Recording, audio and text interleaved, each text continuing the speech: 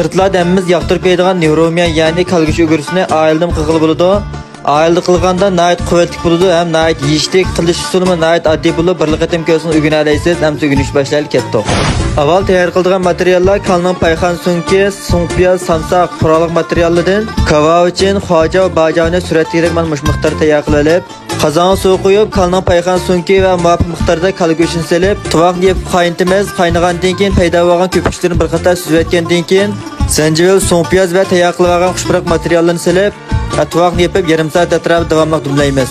Hamda biz bu vaqtda xamirini tayyor qilib, muvafiq miqdorda un olamiz. Mening ishlatganim bo'lsa Al Nurining haqiqiy bulg'ondan xoli yeshil o'lcham ishlangan silliq ayluni. Buning xamirini lag'mannikidan ching'roq qilib, ayli bo'g'achqa lag'manchi qilib olsak bo'ladi. Vaqt to'shqanda payxan so'ngak ve go'shtni suzib olamiz. Go'shtni bo'lsa nayt nipis qilib yalpaqalas to'g'rab olamiz.